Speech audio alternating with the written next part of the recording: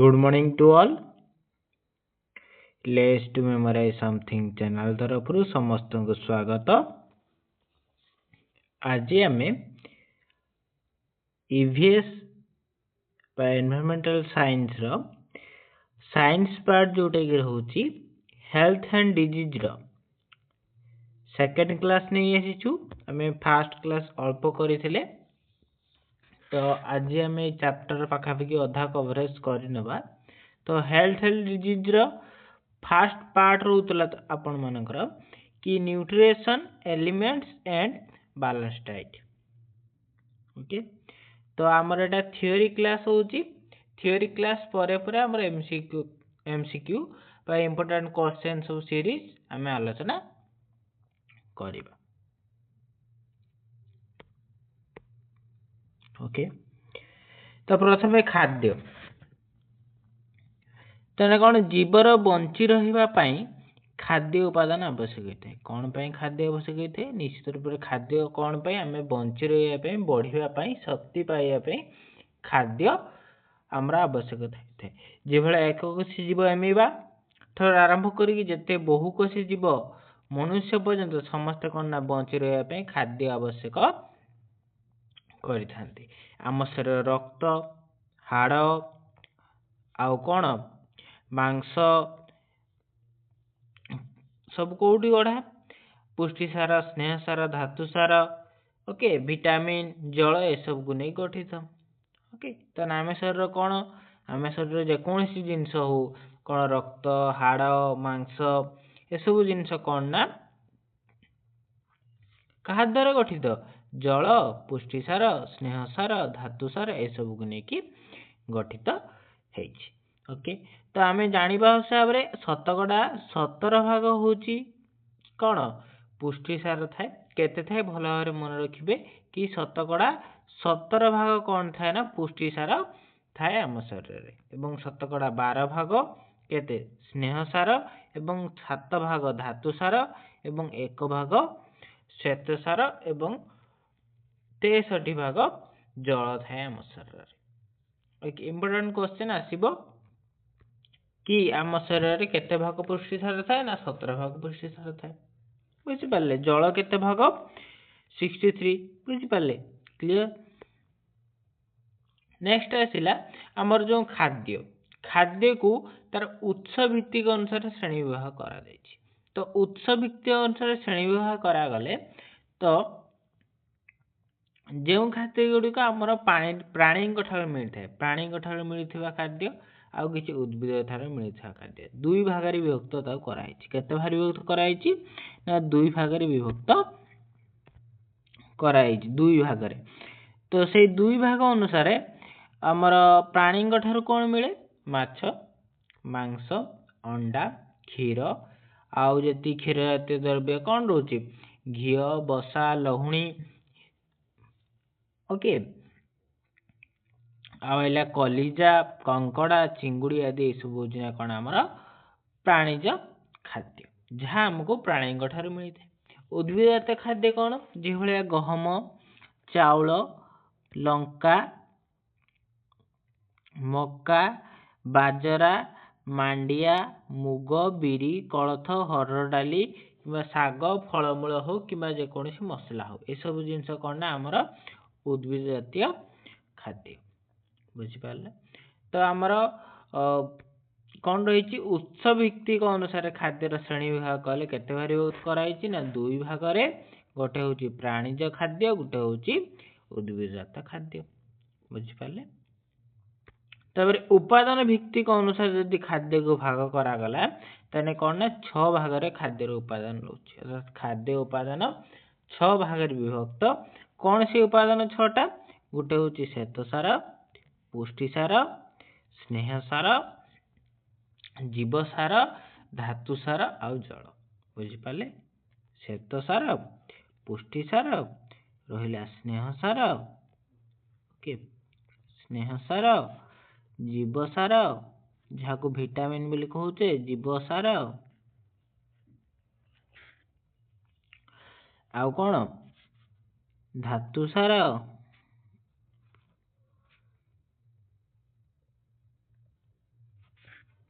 आउ जल ए सब यह हूँ कौन ना आमर 6टी मुख्य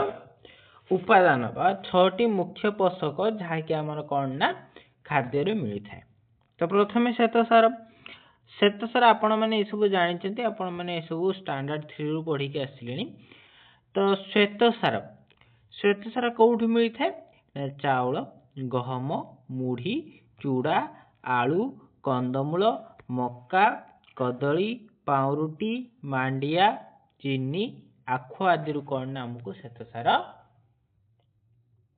मिलता है। तापर पुष्टिसार कौटू मिलता है ना गुंड दुग्ध ओके ठंडा अंडा आउ हूँ कौन क्षीर चीनाबादाम हो छेना माछ मांस सुखुआ सब प्रकार डाली जातीय जो भाया शिंब ओके सब प्रकार डाली जातीय मान मुग मसूर हरड़ है आ शिंब ये सब कौन ना आमको पुष्टिसार ओके ये सब कार्य कौन भी मुझे कहबी पर कहूँ। तापर स्नेहसार 3 नंबर कौन स्नेहसार जहाँकि ऑयली फूड ये कौन कह जाए ना फैट कह जाए इंग्लिश रे कौन कह जाए को फैट बोली कह जाए फैट्स। तो फैट्स होची कौन ना हमर क्षीर माछ अंडा लहुणी है घी तेल नड़िया चीनाबादाम ये सब कौन ना हमर स्नेहसार बुझिपारे ये सबको प्राणी स्नेहसार आम प्राणीज स्नेहसार ओके आउ उद्भिद तो स्नेहसार भाग कर उद्भिद कौन मिले जेकोसी तैलबीज हो नड़िया हो चीनाबादाम ये सब उद्भिद आउ क्षीर माछ अंडा लहुणी घी ये सब हूँ कहना प्राणीज बुझिपारे। तापर धातुसार कौन शाग मुग सपुरी पियाज मूला गाजर ये सब कौन हमको धातुसार मिलता है। विटामिन धातुसार कौन विटामिन ओके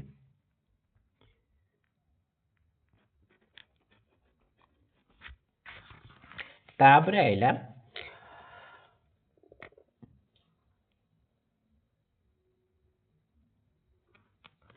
सॉरी तापर आइला विटामिन ये गला धातु सार आमर कौन गला ना मिनरल्स ओके तापर आइला विटामिन। तो विटामिन कौन रोची कोठ मिलुची विटामिन हमको लेंबू कमला मांस माछ क्षीर तरभुज कदली गहम चाउल डाली ये सब मिलला हमको विटामिन। शेष जे रोची से होची जल ओके बुझिपारे 6टा उपादान कौन कौन मिलला ओके से जो कार्य देखिबा हमर खाद्य खाइबा द्वारा कौन कार्य होची हम शरीर पे किछि आमे खाद्य खाउचे हमको शक्ति प्रदान करूची किछि खाद्य हमको कौन करूची ना हमको शक्ति से प्रदान करूची आउ किछि कार्य कौन हम शरीर गठन करूची आउ किछि सुरक्षा प्रदान करूची। तो प्रथमे कौन ये हूँ एनर्जी गिविंग फूड बोली आम कही कौन कही ताकू energy giving food energy giving food okay ये आमको शक्ति है जो भाई आम श्वेतसार और स्नेहसार और पुष्टिसार ओके को एनर्जी गिविंग फूड बोली कह जाई थाए ओके। तो बट पुष्टिसार को आम शक्ति प्रदानकारी खाद्य कहवा सहित आम कौन कही था शरीर गठनकारी मुख्य भूमिका ग्रहण करते पुष्टिसार ओके। तो पुष्टिसार कौन करता ना शरीर गठनकारी सार भाव में जनाशुना। तो ये पुष्टिसार देती बट काटबी तो किंतु आमर मुख्य शक्ति प्रदान खाद्य जोड़ा आम मुख्य शक्ति प्रदान करती किए श्वेतसार और स्नेहसार ओके। पुष्टिसार कौन ना आमर शरीर गठनकारी खाद्य से कौन यहाँ हूँ आमर शरीर गठनकारी खाद्य पुष्टिसार ओके। तो सुरक्षा प्रदानकारी खाद्य कौन विटामिन और धातु लवण ओके टिके मिस्टेक कर देछि मु लिखि दोछि अथरे तो आपण मानकर एनर्जी गिविंग फूड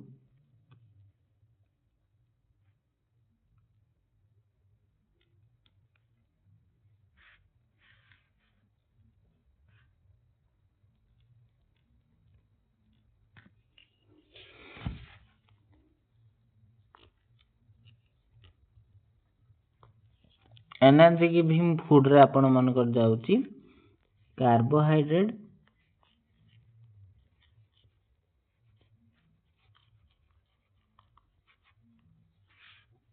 आउ फैट्स ओके ये होची एनर्जी गिविंग फूड नेक्स्ट आइला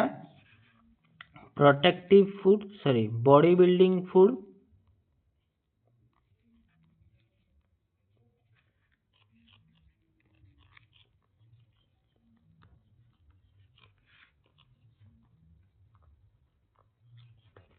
बॉडी बिल्डिंग फूड रे जाउछि आपण मानकर प्रोटीन हला नेक्स्ट आइला प्रोटेक्टिव फूड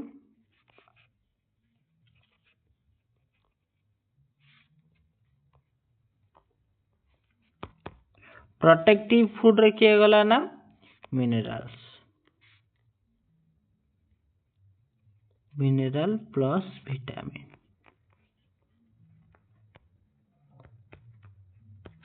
ओके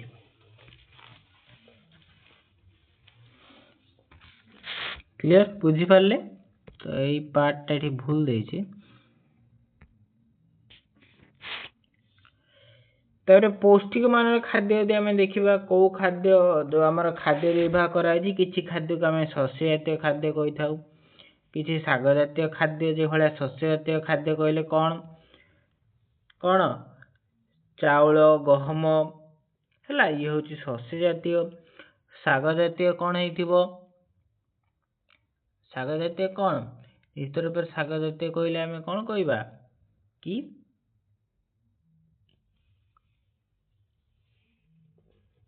जेति प्रकार शाग खाऊचे आम नुहे कि सेगुड़ा हूँ शाग जातीय खाद्य तापर आइला डाली जातीय मुग मसूर हरड़ एसबू कठिन आवरण युक्त तैलबीज फल ये आम कौन कौचे एठी सरिष है युड़ाक ना सरिष चिनाबादाम एसबू तो फल सेऊ अंगूर इत्यादि तेल चर्बी जाऊँगी मसला जातीय खाद्य जाऊँगी प्राणीज खाद्य जाऊँगी चीनी गुड़ एसबू जाऊँगी ओके तापर है उपादान भित्तिक कौन उपादान कि आमर केते आवश्यक पड़े तो किसी थाए स्थूल पोषक जहाँ आम बॉडी पे बहुत आवश्यक होता है किसी थाए सूक्ष्म पोषक जहाँ आम बॉडी पे बहुत कम परिमाण आवश्यक होता है ओके ताने आम खाद्य खाइबा बेले आम स्थूल पोषक को अधिका खाइबा आमर आवश्यक कहीं आम स्थूल पोषक आम शरीर को अधिका नीड होता है एवं सूक्ष्म पोषक आम कम खाइबा आवश्यक ओके तो से अनुसार आम स्थूल पोषक कौन पुष्टि सार स्नेह सार आउ श्वेत सार कौन पुष्टि सार स्नेह सार आउ श्वेत सार हूँ आमर कौन स्थूल पोषक बोली कहुचे जे भाया शरीर आवश्यक शक्तिर 7 ରୁ 15% पुष्टि सार मिलता है और 10 ରୁ 30% स्नेह सार और 65 ରୁ 80% कौन ना श्वेत सार मिली बुझिपारे आउ जो रहा पाखापाखि आमर स्थूल पोषक कह जहाँकि आमर बॉडी पे कम दरकार से हूँ धातु सार और जीवसार ओके एवं केते दरकार पाखापाखि माइक्रोग्राम मीन्स गोटे ग्राम रो कौन 10⁻⁻6 ग्राम जोटे कहुची ओके बहुत छोट 1 माइक्रोग्राम है से परिमाण आमको दरकार होता है बहुत कम परिमाण आमको आवश्यक होता है ओके तो प्रथम पोषक आम पढ़ा पुष्टि सार विषय तो पुष्टि सार कौन आमे जानिचे प्राणी मानक शरीर में जैव अणुगुड़िक पुष्टिसार परिमाण सर्वाधिक थाए ताने प्रत्येक जीवक शरीर प्रोटीन थाए क्लियर से अनुसार आमे जदि गोटे अंडा खाइबा हमको जेतिक प्रोटीन मिलिबो आमे डाली बेली पी देले मध्ये सेतिक प्रोटीन मिलिबो नाही बुझि पले तो एहा प्रोटीयस नामक ग्रीक शब्द रो आए प्रोटीन कोन ना प्रोटीयस नामक गोटे ग्रीक शब्द रो प्रोटीन वर्ड टा हमर आसी ओके जो पुष्टि सार प्रोटीन शब्दटी कौन ना प्रोटीयस नामक ग्रीक वर्ड रो आसी एठार कौन कौन मिश्ची या सहित अंगारक उद्यान अंगारक आम्ल जैव क्षारजन और गंधकारी उपादान द्वारा कौन ना हमर प्रोटीन गठित ओके एवं अमीनो एसिड को व्यवहार करी पुष्टि सार संश्लेषित होता है एवं 20 टी अमीनो एसिड पुष्टि सार तैयारी अंशग्रहण करथांत केते ना 20 टी अमीनो एसिड पुष्टि सार को तैयारी करिवारे अंशग्रहण करिथांती ओके से 20 टी अमीनो एसिड रु 12 टी आम शरीर मध्ये तैयारी होते एवं 8 टी शरीर बाहर ना शरीर मध्ये तैयारी ही पारे नहीं किछि आम जो एमिनो एसिड दरकार हुए पुष्टि सार पई ताहा आम 12 टी शरीर भीतर तैयारी 8 टी आम शरीर भीतर तैयारी ही पारे नहीं या को आवश्यक एमिनो एसिड कहंती एई 8 टी एमिनो एसिड हमको खाद्य उपादान मिलते तना बाकी आम शरीर तैयारी करथे 12 टी जहा द्वारा कि आम शरीर पुष्टि सार तैयारी हेते एवं पुष्टि जातीय सार जातीय खाद्य जदि आम कहबा तथा दुई भाग रे गोटे होची कोन ना प्राणी ठार मिली था जो भाया क्षीर छेना माछ मांस अंडा क्षीरजात द्रव्य कंकड़ा चिंगुड़ी इत्यादि ओके जो भाया किसी उद्भिदजात डाली गहम चाउल शिंब मटर चीनाबादाम और सोयाबीन ये सब सोयाबीन मध्ये प्रचुर परिमाण कौन ना प्रोटीन थाए ओके तार यार कार्य कौन प्रथम कार्य कौन करे शरीर वृद्धि विकास रक्षाबेक्षण टिश्यू क्षय पूरण आवश्यक मु कौन कहली this is the body building food ये बॉडी को गठन करि थाए ओके सेथिपई जे माने बॉडी बिल्डर से माने कोन करंती प्रोटीन खाइ थांती क्लियर बुझि पारले तो जैव रासायनिक प्रक्रिया रे भाग नेउथिबा एंजाइम लोहित रक्त कणिका थिबा हीमोग्लोबिन और केतेक हार्मोन पुष्टि सार ओके तो कौन जैव रासायनिक प्रक्रिया भाग नथुवा एंजाइम लोहित रक्त कणिका थिबा हीमोग्लोबिन और मध्य केतेक हार्मोन होचंदी पुष्टि सार रु तयारी बा समान होचंदी पुष्टि सार अंश तो मांसपेशी संकोचन क्षेत्र में स्वतंत्र पुष्टि सार अंशग्रहण कर मांसपेशी संकोचन हुए से समय मध्य हमर पुष्टि सार अंशग्रहण करी थांती ओके आमे जेतेबेले कौन से रक्त घा छिड़ी गला तो से जगह रे कौन रक्त जमाटा बांधिया पे कौन ना पुष्टि सार आवश्यक होइते ओके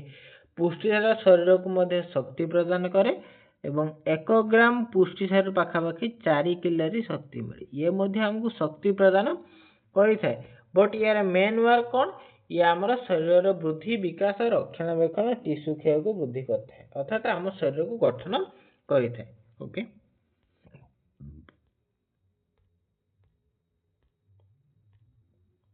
ओके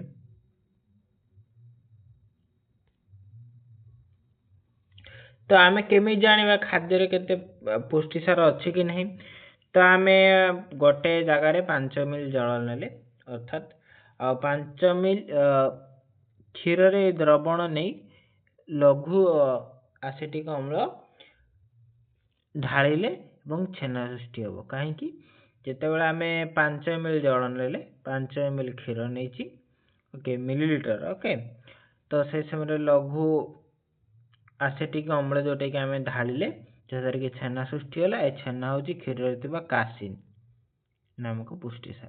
क्षीर रे जो पुष्टि सार थाए ता कासिन भलो बार मन रखिबे क्षीर रे थिबा पुष्टि सार नाम कोन कासिन ओके एवं तेल घी जातीय द्रव्य ठारू मध्य स्नेह सार जातीय खाद्य ओके ये सरीला पुष्टि सार एठी सरीला नेक्स्ट टाइम पढिबा कोन ना स्नेह सार कोठी मिले तेल और घी जातीय द्रव्य हमको स्नेह सार मिले तो स्नेह सार केते प्रकार आम रहउची ट्राइग्लिसराइड, फस्फोलिपिड्स एवं कोलेस्टेरॉल ए तीन प्रकार थाए एवं देहर चर्बीर 99% कौन थाए ना ट्राइग्लिसराइड थाए। ओके जहाँ को आमे फैट्स कही था। ओके फैट्स ओके तापर शरीर रक्त रे ट्राइग्लिसराइड थाए एवं कोलेस्ट्रॉल परिमाण बढ़ी गले विभिन्न प्रकार रोग जात है। भाया ये दुटा जिनस बढ़ीगला आम शरीर कौन हुए ना रोग जात हुए। अर्थात आम एक्सेस फूड खाइबा उचित नुहे। आम बॉडी को जी नीड हुए जदि आम हल्का वर्क करते तो आम हल्का फूड खाइबा। जदि जन कठिन परिश्रम कर से करना अधिक फूड खाइबा आवश्यक होता है। ओके उद्भिदजात स्नेहसार गुड़िक प्राय असंपृक्त स्नेहसार। तो उद्भिदजात स्नेहसार गुड़िक कौन प्राय असंपृक्त स्नेहसार होता है। रक्त रे कोलेस्ट्रॉल मात्रा कमी गले हृदरोग रक्तचाप रोग होबार संभावना था। जदि रक्त रे कोलेस्ट्रॉल मात्रा कमी गला ताहले हृदरोग एवं उच्च रक्तचाप होबार संभावना थाए। जदि बढ़ी गला ताहले भी कौन बढ़ी गले विभिन्न रोग जात मध्य ये करे थांती। ओके तो स्नेहसार कार्य कौन? तो स्नेहसार कहले आम 1 किलोग्राम रु पाखापाखि 9 किलो कैलोरी शक्ति मिले। तेणु स्नेहसार शरीर को मुख्यतः शक्ति जगेवा कार्य ही करिथाए। ओके आम शरीर तैयारी होने था अति आवश्यक स्नेहाम्ल स्नेहसार मिलता है। जहाँ आम अति आवश्यक जिनस स्नेहाम्ल जहाँ आमको मिल न था कौन स्नेहसार मिलता है। तेणु स्नेहसार द्रवणीय भिटामिन होती ए डी ई के भल भाव मन रखिए। स्नेहसार कौ भिटामिन गुड़िक द्रवणीय होती से ए डी ई के भिटामिन गुड़िक आम कौन स्नेहसार द्रवणीय होती। सर्ट नोट गोटे गोटे करदे। तो विटामिन डी संश्लेषण करिबारे कोलेस्ट्रॉल उपयोग होता है। तो आम विटामिन डी संश्लेषण हुए आम बॉडी रे से समय कोलेस्ट्रॉल ही उपयोग होता है। आम बॉडी ऊपर पार्ट जो आम विटामिन डी संश्लेषण करू सूर्य किरण ठारू कोलेस्ट्रॉल ही उपयोग आमर होता है। कारण जीवकोश झिल्ली रे कोलेस्ट्रॉल एक गुरुत्वपूर्ण उपादान। से कौन करे ना सनलाइट रु विटामिन डी को ऑब्जर्व करिଥାଏ। ओके जदि आम नियमित भाव में बेसी परिमाण में तेल खाइले घी खाइले ताने आम अधिक खाइले तो अधिक खाइबा द्वारा कौन हम आमको मेदबहुलता देखा आमर हृदरोग होबार संभावना अच्छी। उच्च रक्तचाप हो पारे कि हार्ट स्ट्रोक कर जाई पारे कि मधुमेह और आर्थराइटिस हबार संभावना वृद्धि थे। एवं देहरे अधिक चर्बी जमी गले पृथलता व मेदबहुलता रोग जात हुए। ओके तापर आम स्नेहसार केभलिया परीक्षा करबा जदि क्षीर को चुली रे फुटाई ठंडा करदेले क्षीर उपरे एक स्तर पड़ जाए जोटा कि आम सर बोली कही था। ये स्तर हूँ स्नेहसार आस्तरण जो गोटे सर आकार पड़े ऑयली फूड आकार पड़े से आम कौन कही था ना सर बोली कही था। सी हूँ कौन ना स्नेहसार अच्छी से जना पड़े। ओके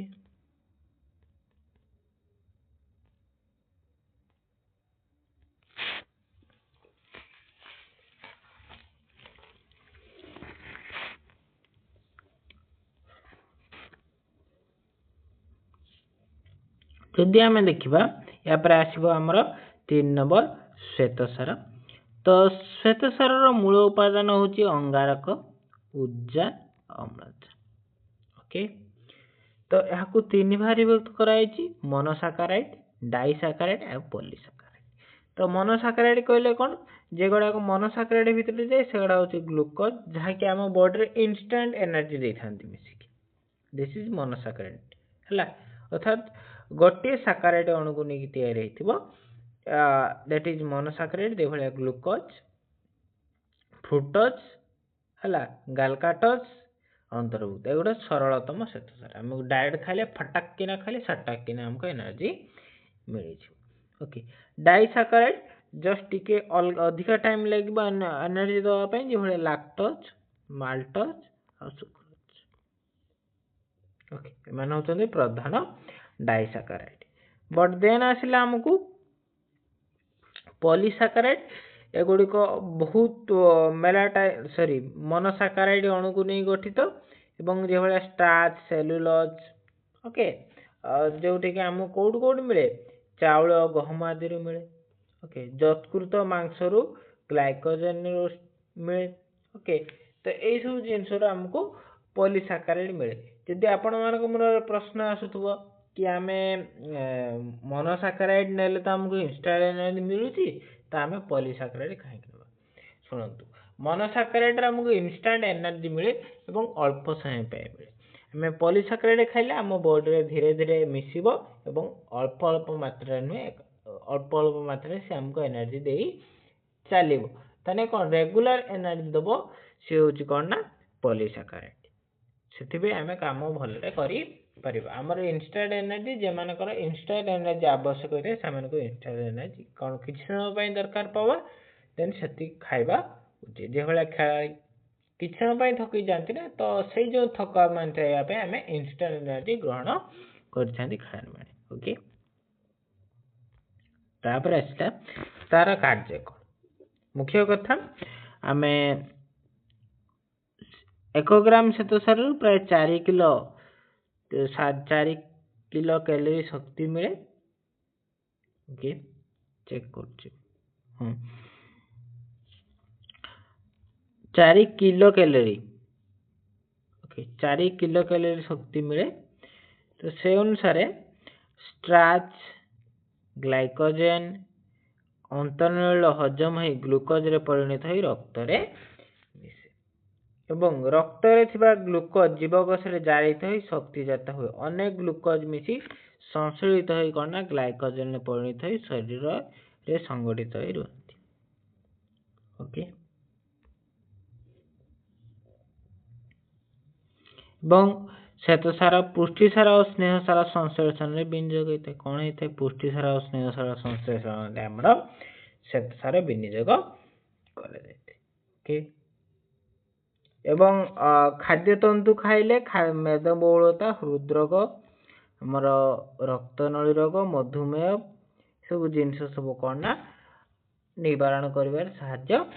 करिते एवं अधिक श्वेतसार खाइले मध्ये चर्बीर परिणत होई मेदबहुलता मध्ये बढ़ाई थाए तो श्वेतसार परीक्षा केमिति करिवो गोटे परीक्षा नेल नबो किछि अट्टा पानी मिसेकी भल से गोलाई दबो तापरे लघु आयोडीन पकाले मिश्रणटी निश्चित रूप नील रोग है मैंने तो जापर यहाँ हूँ कौन या भितर श्वेतसार अच्छी ओके तापर आसला नेक्स्ट पार्ट 4 नंबर तो विटामिन और जीवाश्म विटामिन बा जीवाश्म तो विटामिन एक जैव पोषक ओके शरीर पाई खूब कम परिमाण आवश्यक होता है ओके तो ये बहुत कम परिमाण आवश्यक होता है जेहेतु शरीर वृद्धि साधन और शरीर को सुस्थ रखा हूँ विटामिन कार्य शरीर को वृद्धि पारे मेन वर्क हूँ कौन आमको सुस्थ रखे सुरक्षा रखे और आम प्रोटेक्ट दिए भेरियस डिजीज पाखु जेकोसी डिजीज हो भेरियस डिजीज पाखु आमको से कौन ना सुरक्षा दे था जहाँद्वारा कि आमको विटामिन अभाव हेले बहुत रोग होता है तो विटामिन किछि अच्छी किछि जल द्रवणीय आउ किछि स्नेहसार द्रवणीय तो स्नेहसार रे मु कहली कि ADE कौन ना स्नेहसार द्रवणीय आउ BC हमर कौन ना जल द्रवणीय कौन BC हमको जल द्रवणीय होता ओके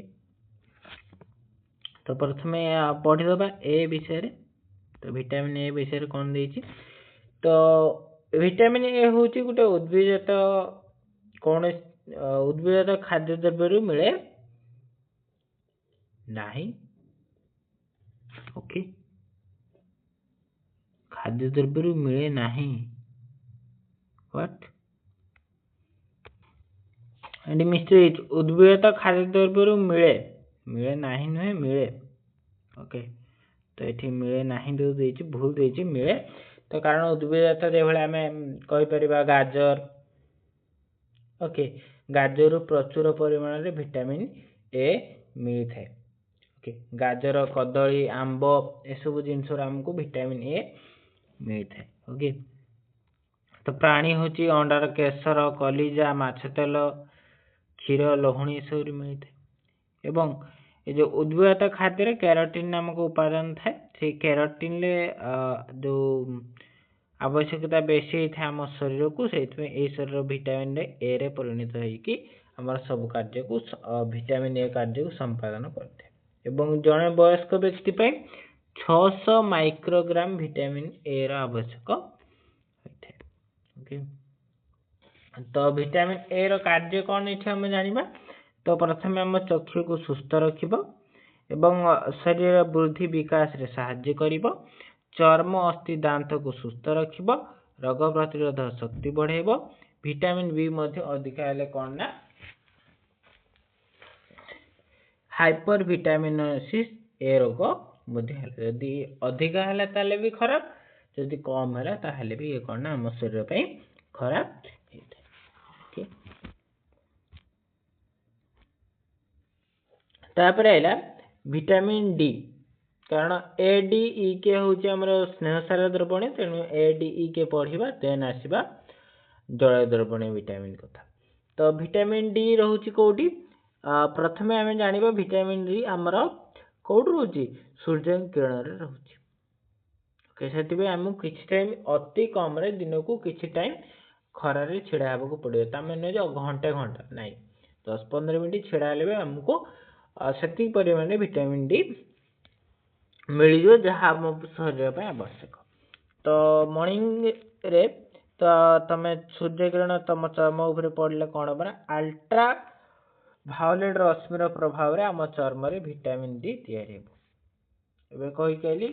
तो आम शरीर में विटामिन डी किभली तैयारी हुए कि जिते आमर सूर्य रश्मि पड़ो देन आमर कौन ना विटामिन आमर डी तैयारी प्रथम मेन सोर्स से खाद्य माछ तेल अंडार केशर कलिजा क्षीर लहुणी एसबू यथेष्ट कम परिमाण विटामिन डी था कि मिले तो बट अधिका परिमाण सूर्य किरण मिले तो साधारण व्यक्ति जदि कह 2.5 रु 5 माइक्रोग्राम दैनिक विटामिन डी आवश्यक होता है दिन को तो से टाइम आमको सूर्य छिड़ा पड़ो तो तथापि 10 ରୁ 15 मिनट बहुत अधिक तो आम जाना यार कार्य कौन कौन विटामिन डी रो कार्य कौन ना अंतनरी कैल्शियम फॉस्फोरस शोषण करने द्वारा विटामिन प्रदान करते विटामिन प्रथम कार्य कौन कैल्शियम फॉस्फोरस को शोषण करता है अंतनली तापर कैल्शियम फॉस्फोरस जो रही आमर हाड़ दांत जमा कर दांत हाड़ को शक्त रखे विटामिन डी रो कार्य हूँ